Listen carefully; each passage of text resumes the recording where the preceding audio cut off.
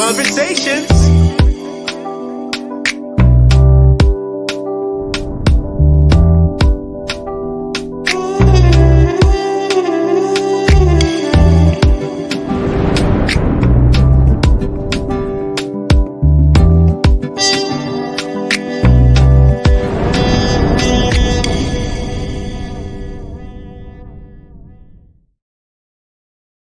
Hello, everybody, and welcome to another episode of Strong Conversations, hot takes from a cultural firebrand. As always, I am your host, Dr. Carolyn Strong, and I simply cannot tell y'all how excited I am today to have my guest here. I have been waiting to talk to her. Oh my goodness, I am excited. Sis, welcome. Thank you for having me here. I appreciate the opportunity to speak to Tell the your people who you friends. are. Oh, that's a complicated question or answer, but I am Ida Nelson. I am a frozen treats entrepreneur. I am a mom of 5 children. I have recently become, I guess you could call, a change agent. And what I'm doing is looking to help my community while expanding my business all at the same time. If you want to talk about my business, I am the founder of Ida's Artisan Ice Cream and Treats, which is a business here in Chicago that I started from my North Lawndale kitchen. When I got laid off during COVID, and also as kind of my answer to creating the change I wanted to see during the social unrest that happened in the country after the George Floyd killings in Minneapolis. The ice cream business was something really that was originally meant to create something fun to do with my children during the pandemic, but we all know how kids are, how flaky they are. They flaked out on me, and then it became just a me thing. And It's all fun and games until you actually get ready to do it, and then they nowhere to be found. right, they're gonna do it like that first time. That first time, they're all excited, and then they're like, "Okay, we messed up your kitchen. Now you can go ahead and do all of the You rest of didn't the tell stuff us to this was clean it." finna be work. Right, exactly. So, and then when it became real work, that's when they really were out. But it was something that I had asked God to help me to create a platform to. Oh, let me turn off my ringer here so that you won't hear all that choo choo train because my phone rings all day. But I asked God to help me to create a platform to inspire and create the type of changes that I saw necessary. Um, to improve the outcomes for future generations. And so that was my answer. So Girl, you being way too modest. So let me try. Um, I first became acquainted with your work through the Jett Hawkins Law, which for those of you that aren't in Illinois, is something that's long overdue, and I thank you again for being the driving force behind making that happen. It basically, the short version is that it is no longer legal to legislate the policing of Black bodies through hair. So essentially, the ways that Black children show up, usually with the braids, the locks, the twists. There are some schools where, and afros, so you know how your hair grows out of your head naturally. There are some schools that deem that inappropriate for school or unkempt or the stuff we've been hearing our whole lives. yeah. And when that happened to your family, you did something about it. What did you do? Well, on March 3rd, I received a call that would change the course of history for my life and ultimately U.S. history, because the caller on the other line was a school administrator at an all-Black school, might I add, but we'll circle back to that and talk about why why that was even extra concerning.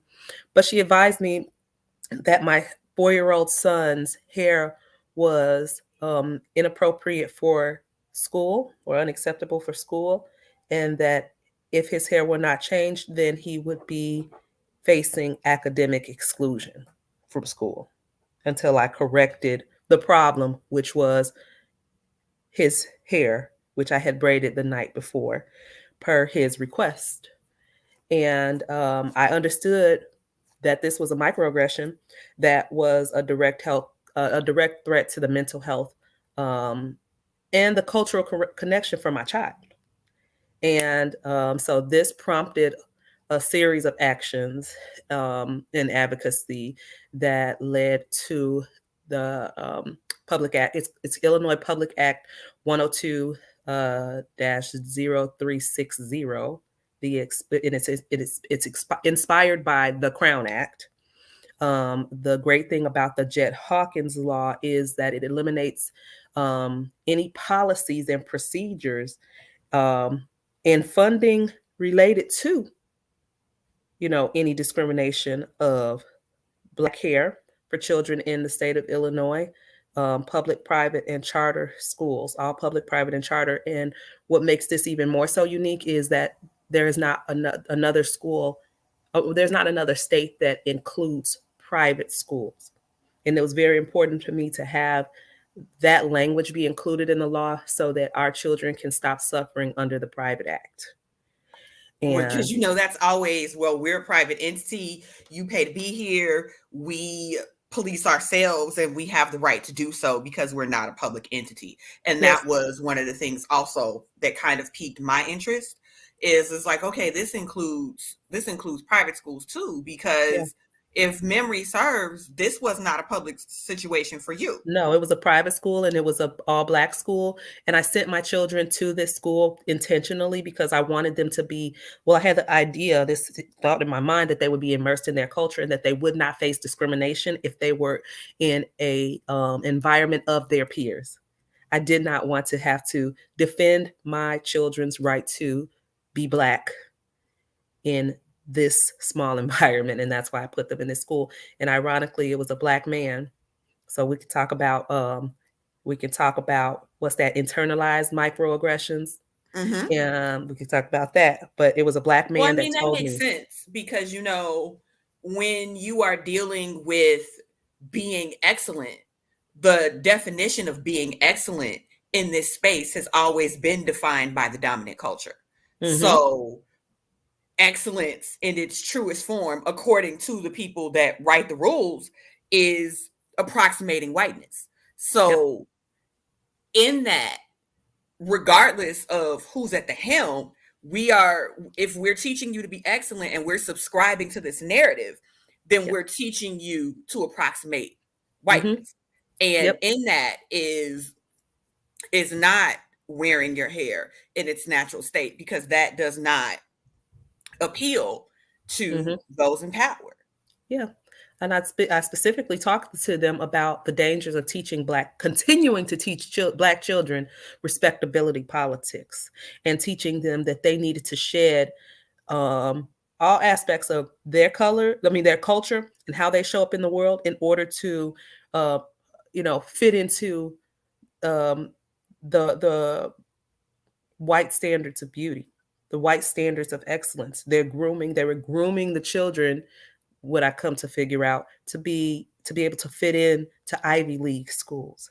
And so that means that you have to wear your hair a certain type of way. You need to conduct yourself a certain type of way. You need to shed anything that is really too Black, too much, too rooted in your culture, because our culture is considered what are some of the negative terms? Ghetto. Yeah. Right? You have purple hair. I have a very specific memory of, I actually went to this school for 7th, 8th, and 9th grade before I had the understanding of who I was and how I showed up in the world. And I really actually I was really introduced to myself over the last couple years and through this journey. But there was a girl there, I cannot remember her name, who faced academic exclusion because she had her hair, her braids were purple. Purple was her favorite color. And she was a dark-skinned sister who had, purple braids. And I remember she tried to have her nails purple. Oh, that you mean was like this? Yeah, well, they were a little bit longer than that, but they only allowed us at that time to like wear neutral type colors or like a maybe a mute red or pink nail, very nothing that was ghetto, because what it was is they were grooming us. To fit in. Absolutely. Hmm.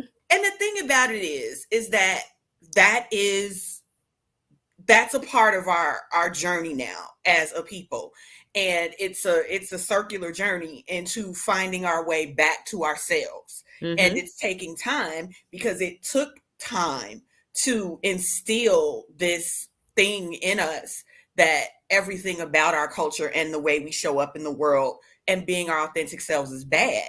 and Hmm. and we're slowly trying to find our way back to this. And we've talked about this before. I mean, I've had to find my way back too, Hmm. because in order to, for the most part, in most spaces, and I've said it, to academically excel, you have to subscribe to that narrative. And by my children being 13 years apart, they are both experienced my belief, my buy-in into that system very differently. Yes, So mine my too. oldest, I was closer to still kind of holding on to that. So for Hmm. her, when she was little, it was the neutral nails. Because, my mama was real big on, what you putting red nail polish on? What you out here doing out here with Yeah, these that's fast red grown. Yeah, nails? yeah, yeah, And so, it was, you can get your nails painted, and here are the 3 shades of pink that you can choose from. yeah. And now when the little one goes, I'm like, do what you want. And Oh the yeah. oldest is like, excuse me. Oh yeah, absolutely. Well, I'll tell you even the biggest difference. My children, my oldest daughter versus my youngest daughter, there's 11 years of an age difference. The youngest daughter's hair is unmolested. The oldest daughter's hair, I permed her hair when she was 6. I started with straightening her hair maybe when she was 3, and I permed it the first time when she was 6. The first time I had my hair, I had a curl, a Jerry curl in 1988, I think it was. you know, so I was about 5 years old when I got my first chemical treatment to my hair to change the texture of my hair. So in that 11 years, though, as we go back to my children, my whole understanding of so many different things changed over that time. Yeah. I was dark skinned when I grew up, and that was not the way you wanted to be. Okay. When I had my first child, I was relieved that she wasn't dark skinned. I was 16 at the time when I had my child. But I can have these candid, honest conversations now because I understand what it was. I was relieved that she was not dark. By the time I had my second child, the second daughter, I was hoping that she was chocolate. you know, I learned to love or be in love with dark skin, And which was that's hard. And it we was a just, whole mind conditioning mhm. thing. I went through a lot to arrive at the place where I love my blackness. Girl, me and Atra and lemon juice was like this for a long time. What's Trying to Atra and lemon juice? Atra is, I think it was made by like Fashion Fair or one of these black companies. It was like it was made to like get rid of the dark pigment on your skin, like the scars and stuff. Oh yeah, yeah, yeah. And so me and my infinite wisdom, I was like, oh, if a little dab would do you, what would, if I use it like lotion, all of my problems will disappear. And lemon juice does the same thing. You put lemon juice on a scar, eventually over time This it'll is bleach the yes. scar. Same thing. I'm over there with the lemon, like, well, Yeah. I would just wish for it. I would just wish for it, and but I never did use any type of product. But growing up, it was very hard to be in the inner city of Chicago, but probably in any hood that you go to, for East Coast, West Coast, North, South. It's very hard being that dark skinned child um, that doesn't have any particularly unique features. You don't have pretty eyes. You don't have long hair. You're pretty average, so you think, in the eyes of society, because you get the clues and cues. You get the clues and cues for things like, for me, having maybe lighter skinned family members or whatever that are doted on, but not me. And then it kind of it definitely does something to your psyche and your self-confidence, which plays into all types of things, like me becoming a teen mom, because I did not know how beautiful I was. And so someone was showing me attention when it's typically, someone else getting the attention. I'm like, oh great, this is great. I'm Exactly. excited about that, Because it wasn't because I didn't fortified know. anywhere else. Yeah. Mhm. Yep. So, we could chat all day, but we got focus. So you got that call Yes. saying, Go back to the call. Yes, yes. yes, we got that call Got that call. saying that your son was going to be excluded from school not because of a fight, not because of disrespect, not Mhm. because of any egregious behavior, Mhm. but because he wanted his hair braided. What Mhm. happened next? I sat on this very sofa and I had a moment of trying to sort out how I was really feeling and why I was feeling this way. I was experiencing PTSD in that moment, a range of emotions going through my body as I'm thinking back and reflecting on how I reflected on, first of all, the pride my child felt and the happiness that he felt when I braided his hair and how disappointed he was going to be. He had us calling folks on FaceTime to show his hair. He was smiling, he was excited. And I'm like, and I thought that this was great because I understood that this means that he his confidence is there. Like, he has the ability to show up in the room right now at 4 years old and think, and know that he belongs there regardless. And so I'm like, wow, this is a problem, because now I'm gonna have to go ahead, and if I do this, I'm gonna have to send him this message that there's a problem with the way that he looks. I thought about a time for myself when I had to decide whether or not I was going to take a faux lock hairstyle, just like that, out of my hair for an interview because I was out of work. I had been laid off. I was very safe with my hair. I always wore straight hair because that messaging that this is what's professional.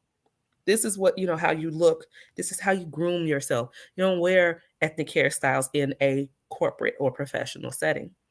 And so since I was laid off, I put faux locks in my hair. Then I got a phone call about a job interview. And I'm like, oh crap, what am I going to do?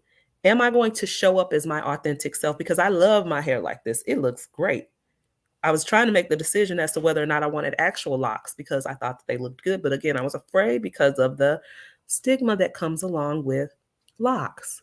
But I wanted to try it out. And ultimately, I decided that me trying to show up as my authentic self was not worth me risking my children being able to eat. And so I took my hair down and straightened it. And I was sitting on my sofa thinking about all of these events in my life where I compromised who I was in order to make other people feel comfortable, in order to fit in order for there not to be questions, in order for people to not make assumptions about who I was because of my hair. And it was really bothering me. And so I said, okay, hey Jet, don't do that. What I have to at least do is make a case for my child so that he can understand, so that they can understand the error in their ways, and then I can maybe create some change in this place that is really long overdue. Long. And so I I started the process of fighting, and the response and the pushback that I was getting really kind of was the gasoline, because I was, I was gaslit. I was like kind of played with. I was told like that this was not as big of a problem. I was told that this is just how it is. I was told, well, you know the rules. I was told by the white president, well, I would never tell, the president says, I would never Of the tell school? of the school, a white woman, Okay. the president of Of a an black school? all black school that has 85% white teachers, told me that, I would never try to tell Black people how they should and should not wear their hair, But I'm except you finna tell are. you I'm how gonna to wear tell you your because it's hair. in the rules. But what I'm gonna do is I'm gonna send my little homie over, Black man, to talk to you about it. And then the Black man saying, listen, I cannot be accused of racism because or discrimination because I'm a Black man. And He so said that? he said that to me. And he told Wow. me the rule is not rooted in racism. The rule is rooted in, I just don't prefer to see my boys that way. Your boys. So first of all, that's not your boy. Don't you understand the context of you even saying, I don't want to see my boys that way, you know? And then you're telling me that you cannot be accused of racism because you're Black or discrimination because you're Black. What in the And he's, overseer? yeah, Continue. I'm sorry. there you go. And then also he made a little joke or whatever because he's bald. He doesn't understand anything about hair discrimination because he is bald, a bald Black man. No. So many different things, or so many different instances where it's like you're playing in my face. I asked to have I asked to talk to the board about it. They refused to put me in connection with the board. And so now I have to do what we do, which is escalate. And the other thing is, I was really careful in what I've been figuring out. Hold on one moment, Mr. Hawkins. 1, 2. Thank you. Sorry about that. I have to be mama every day. Girl, it's real life. Go ahead. I was concerned about how I was going to react and respond to this, because what I did not want to do is be accused of being what? Angry Black woman. The angry Black woman. So I was very delicate in the way that I handled this situation almost the entire time, because what I did not want to do is come across as irate, irrational, angry, ABW, angry Black woman.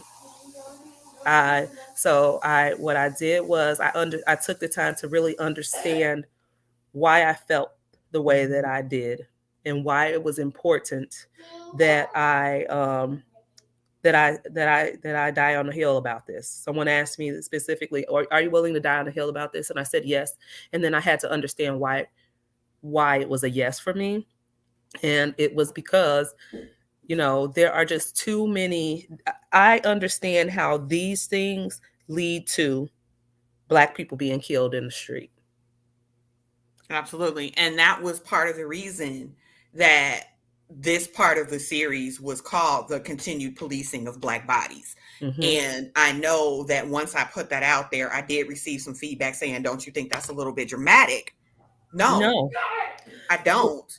No, at all. What I said was, what I was saying to them, is that no entity has the right to govern how Black people show up as their authentic selves, starting with their hair.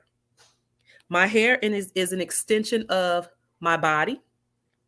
If you pull my hair, my head hurts. That means it's an extension of my body, okay? My hair is an extension of and a connection with my culture. A very important thing for Black people as we are trying to figure out who we are and how we show up in the world, because you took that from us. We had a cultural day at work. It was actually a really sad thing for me. I don't know why, but it was because everybody was supposed to bring a dish that was representative of their country, like their home country. Mm-hmm. And these people had actual connections to and actual history from the Ukraine. We had a very diverse team. When I tell you there were probably about 30 countries represented in this thing, and you know what they told me to bring? Go ahead.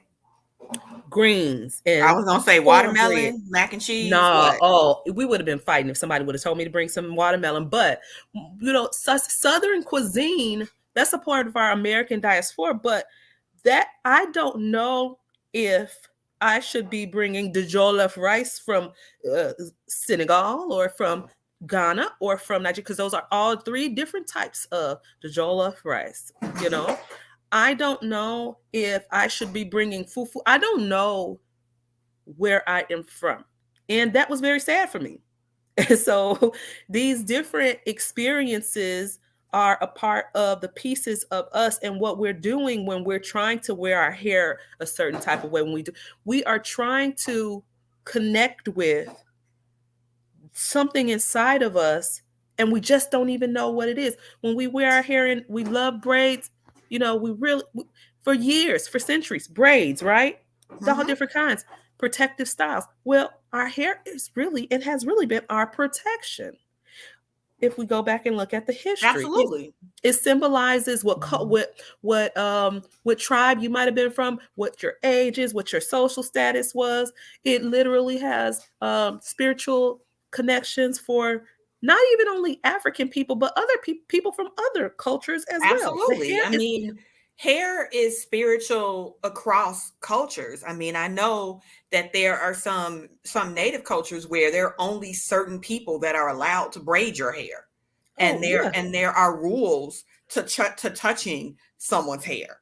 And yeah, you must touch it with intent and all of these things because people understand that hair is significant and it's powerful and it's for us become a means of expression.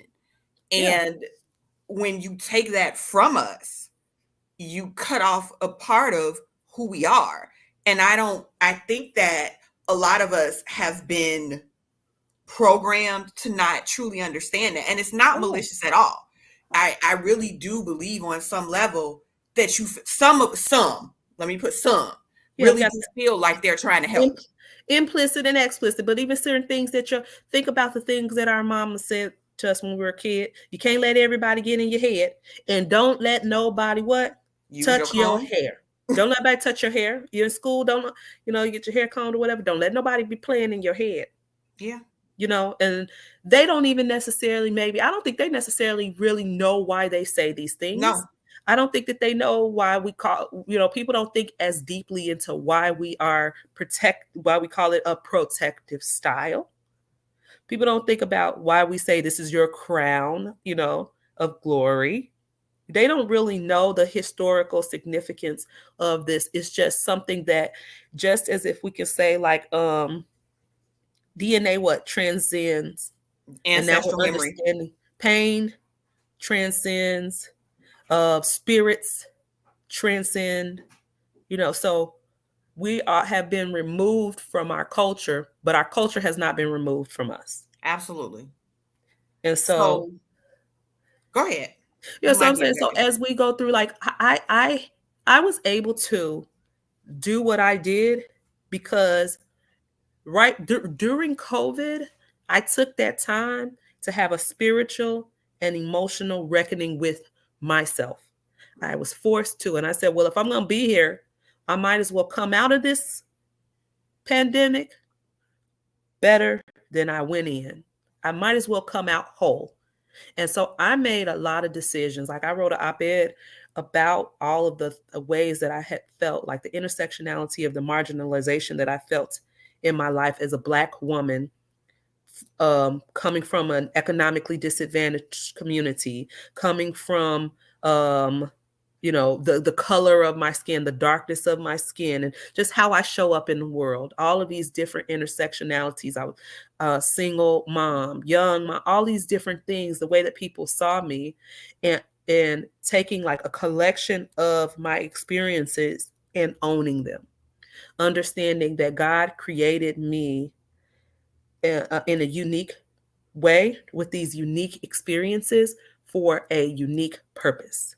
And I said to myself that once in order to walk into my purpose, I have to understand the journey and come to this almost like agape love of and for myself and my unique experiences. So after you sat with yourself Mm-hmm. and you said, okay, clearly there is this perfect storm of COVID and me being here and this happening and me having the time and opportunity overlapping to do this. how did we get from that moment to this actually being a law? Because from what I know about legislation, especially legislation as it relates to schools, this happened really fast. It happened very fast. This was May 3rd. This was March 3rd. By May, we had a law created. By Right. August, it was signed into law. By January, it was enacted into law. And during this time, what happened was I had a overwhelming understanding of what I was capable of. And I'm like, this is why all of this, because it gave me this understanding that I am capable of just about anything. I can survive anything and I can create the change that I see necessary for myself. Like, if people think that I'm an anomaly, like, I was saying, people just think so highly of me. They think, especially considering all that I've come through. And I said, well, that's because I am. And it's not just me. And I was like writing my story because I'm like, I know there are more Idas out there than not. There are more Black women out here who really need to be reminded or reintroduced to themselves. And if we want to see the changes, well, then we have to step into our power. Absolutely. We are not, I'm like, I had to change it around. I am not a victim here. I'm not a victim. I can create any kind of change that I want to see. And I understood, I came to the understanding of mindset power, like mindset shift. And also, one of the things that I wanted to do was be an inspiration. I'm like, okay, God gave me all of these different experiences. I've overcome them. There are many more. That, like, I understand that sometimes people just don't know how to get started. And that was, you read my mind, because that was going to be my next thing. It's like, as somebody who is school based, you encounter a lot of parents that are saying, this is wrong, this is jacked up, this is this. And I know for me, because I'm in discipline, I hear a lot of times, I'm calling the media, I'm calling this person. And you sit and you wait, and then you wait for the other shoe to drop, and then nothing ever happens. So I guess my question is, from a parent advocate standpoint, because I am also a parent, I think that there's a lot of stuff that happens systemically to our kids, but it happens because it happens in communities where people don't know how to respond. And the response is usually one that can be dismissed. Now, what do I mean by that? It kind of goes back to what you were talking about before, where the parent comes in and they basically go, I'm gonna knock all this shit over. And then now that you knocking all this stuff over, now people just get to go, see, and then your message gets lost in translation. So one of the 48 laws of power is power does not have to scream. You don't have to raise your voice. That's not exactly how it goes. I'm always paraphrasing something, but you don't have, if you have the power, you don't have to scream. Okay?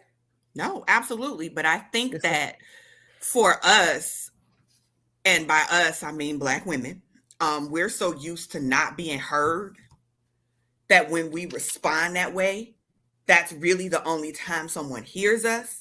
And I just wish that I had the time, space, and opportunity to work with parents to advocate for their children in a way that will allow them to be heard. Well, because a lot of times they're not wrong. They're not. You know what? So the thing is this, that I think that the reason and the way that I was so successful is, number one, I went to God first. Number two, I went to an ancestor. Ancestor was Ida B. Wells. And you got to know your history. When you are waging war, you have to have a strategy. You got to be tactical. Okay? So that means you got to educate yourself on how someone else did it before you. Read a book, The Art of War. Okay. And so for me, I said, okay, what would Ida do? What do I know of my namesake? Ida was a storyteller. She risked her life for righteousness. You know, she was going to report on the facts. She got to the bottom of what was the actual issue and what she was, what needed to have a light shone on it, which was, it wasn't just that Black men were being lynched. That's surface. It was that Black men who were attempting to create a better life for themselves, their family, and their community by starting businesses were lynched. So you got to be a storyteller and talk about some precedents, right? So the problem was not just, you cannot allow people to oversimplify what your issue is because they're going to do that. You got to know that they're going to do that. Oh, you're mad because they told you your baby can't wear his hair how he wants to wear it. False. I am mad. I'm not mad. I am concerned about the messaging that you are sending to Black children and the mental toll that that disconnecting them from their culture and instilling respectability politics in the age of in 2021, you know, not even a full year after the country just exploded and we've had,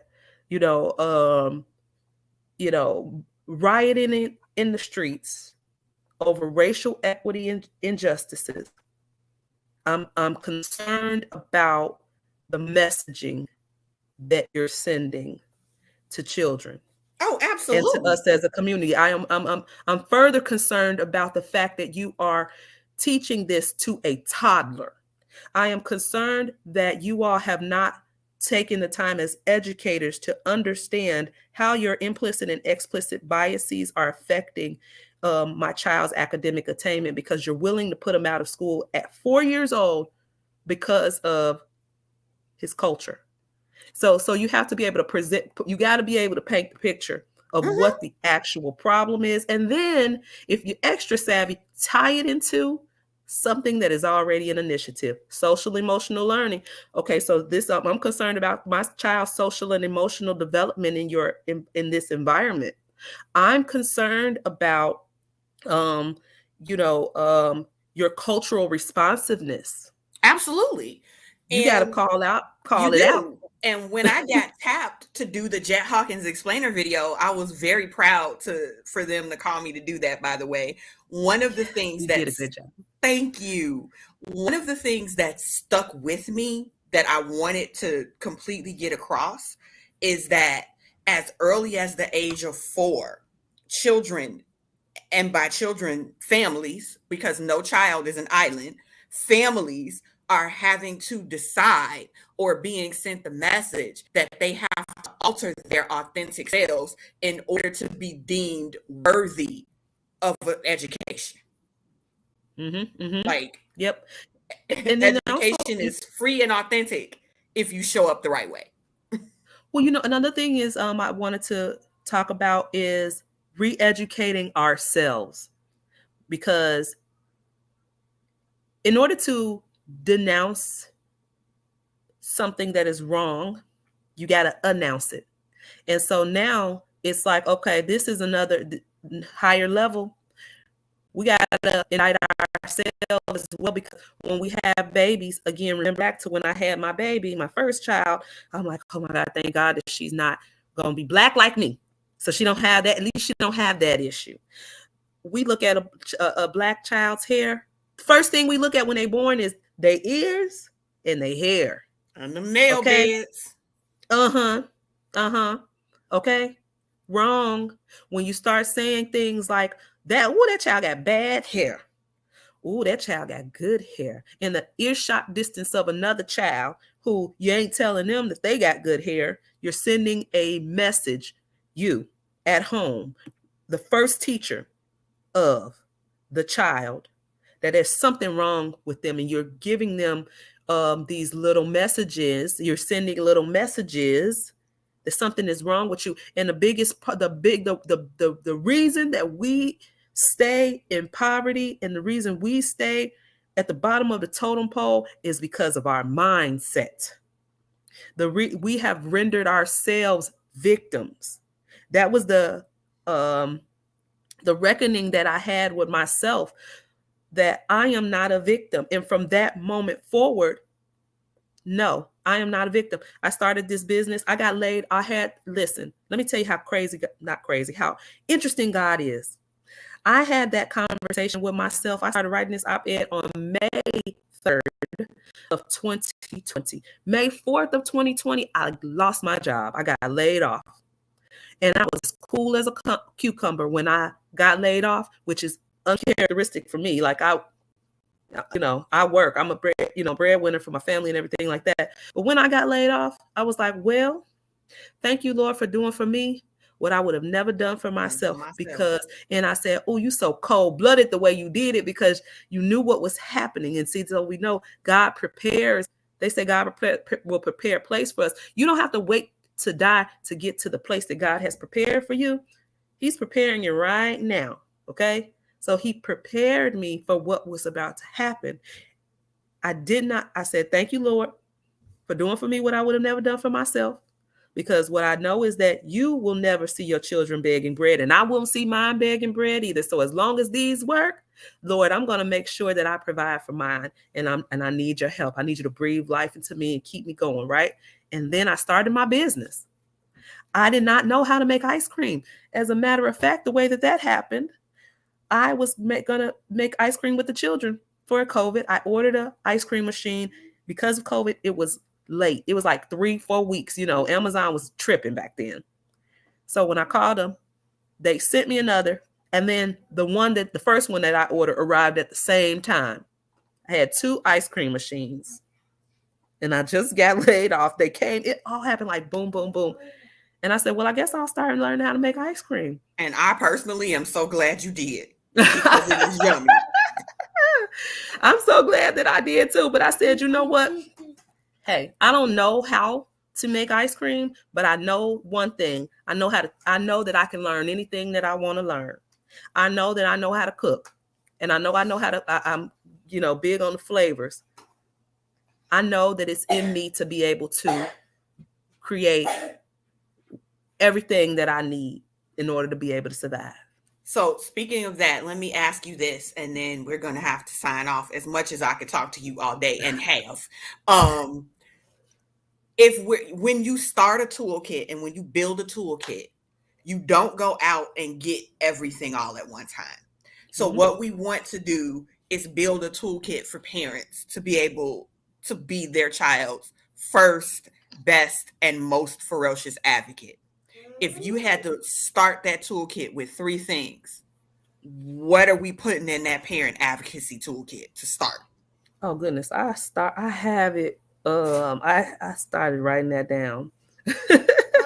Hold on one moment. I actually have it. Hold on.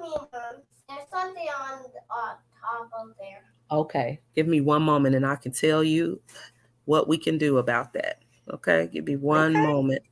Talking to this little guy here. So I started creating. Thank you, Jett. I'm in the 1, 2. Thank you, Lord. Started creating a series of things that I want to help parents with, because that's kind of my new wheelhouse now. And so I just wrote 1, 2, 3 advocacy, and this is quick, easy ways to advocate, and it's the process and the steps to advocating for yourself. And one of the things is, first of all, be clear about what you want. Be clear about your what, your why, and how to get to your desired outcome. Operate from facts, not just your feelings. And from there, start with your I don't want to call it the chain of command, but that's kind of what it is.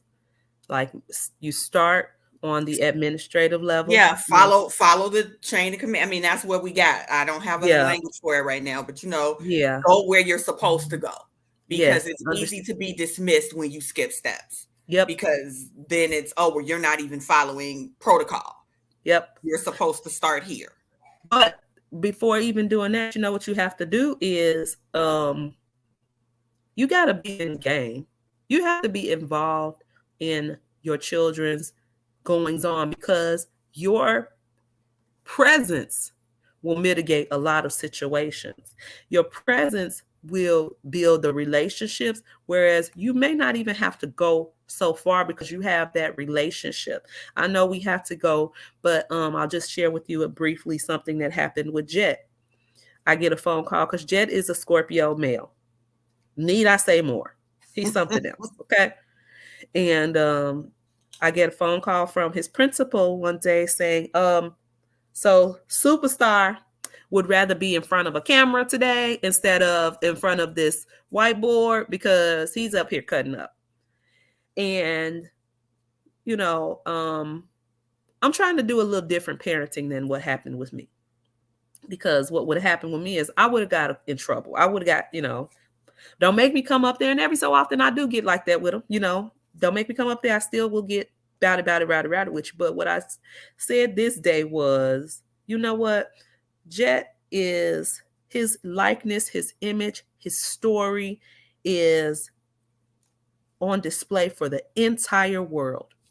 And there are principalities that could be coming up against him, because we understand that we war not with the flesh and with the blood, but we war with the principalities and the wicked in the higher places. And we don't know what spirits could be preying on our child in a negative way today.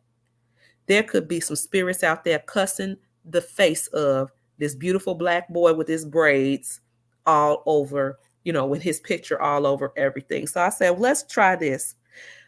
Let's try understanding that Jett is a human being and he's entitled to have a bad day. And what we do is we pray for him. Let's pray for Jett instead, and then encourage him. So we prayed together in the spirit on the phone. And then she went to Jett. She prayed with him at school and told him that he could do it and he could have a great day. And he came home so happy, so excited. He said, Mommy, my principal said that I can do it. And I did. I had a great day today. But it's because we have that kind of relationship, whereas we're able to just talk in a transparent way. We text, we talk, nothing is going on at that school that I don't know what's up. Right. And they know the character of me. They know that I have my children's best interests at heart. They know my children are typically very disciplined. You see Jett interrupting, but he said, excuse me. You see, all I had to do was count to 2.5, and he's gone. Yeah. And so being a part of the village, being a part of the community is the first step. Yeah. In advocacy. It helps when the first time we see you is not when there's a problem. But I also recognize that, folks got to work, folks got to provide. So I got 25 jobs. Yeah. I get you. I get it too. I understand it too. But the thing that we all have to understand as parents, and so this is, again, I have the ability to talk to parents and we be transparent and honest. Okay. Because my mom, let's think about it. My mom, she will, but she's coming from a place of love and she's telling the truth. She's not going to what? Mama ain't going to hardly sugarcoat it for you. No. The reality is this: we had our children and we had them with such intention. Okay. Yeah. And so what you were intentional when you named it, you picked their name, all these different things, these rituals, we had the baby shower, all these different things. We were intentional when we had our children. So that means that we have to continue to be intentional. Oh, for as sure. we raise them. So yes, we work, but And Your it's job easier does not. now to do than it was before. You can send a text, you can Yeah. hop on Power School, you can send an email, Mhm. you can be involved in a Yes. number of different ways now. Yes. And it So helps when you come up to complain and people are going, "Who are you again?" ma'am, we've been. Oh, you are Kamaria's mom. Right. We've been Since trying you to get here, it can we get a working phone number? right. Since you're here, now that we have you, and that's a perfect opportunity. I'm working with teachers as well about their biases and their understanding of the parents and things of that nature as well. But there's just so many. If we want to create, if we know that there is a problem, what we have to do is start really working towards the solution and understanding that a big part of the problem too is I am. You the problem. I'm the problem. I've had to say that to myself. I have to hold myself accountable all the time, even right now, as I balance so many different things. I'm speaking, I'm consulting, I have this ice cream business. I'm working with one of my children is a youth in care. I have all kinds of team meetings for them. And what I have to always do is balance. What did I tell you right before this call with you? Yeah. I had a call for my children's school and I'm tired. I But get you. And that's why I'm not going to hold you no more. But yes. So I thank you for showing up. Let the people know how they can get some ice cream and find you for advocacy, whatever that looks like, whatever you want to tell the people how to yes. find you. Yes. Okay. So I do catering. I do school events. I'm doing some teacher appreciation events next week. And I do ice cream social awareness where I go into the schools and bring ice cream. No one's unhappy when they're eating homemade ice cream. And we have ice cream conversations about these same things that we're talking about right now, like how we can really take a strong look at ourselves I and might have how to we can rock with you improve. on a couple of those. Yeah, so we can improve, the outcomes for the next generation and for ourselves, for our next generation, and be the best Black women that we can be and Black men and women we can be, and raise our children to be the same way. And you can find me at Ida's artisan.com for the ice cream. And if you want to learn more about my journey, you can look at idanelson.com. I have put together a list something. And I will drop that in the chat for y'all. And next time I see you all will be on, I think it's May 12th. Okay. Yes, May 12th, when we are talking with Claudia Ramirez Islas about supporting undocumented students. So again, I thank you and I appreciate you for staying and telling your story and talking with me here today. And that's it for me. Thank you all for tuning in to Strong Conversations, Hot Takes from a Cultural Firebrand. I am your host, Dr. Carolyn Strong, and y'all know where to find me. So have a good one, y'all. All right.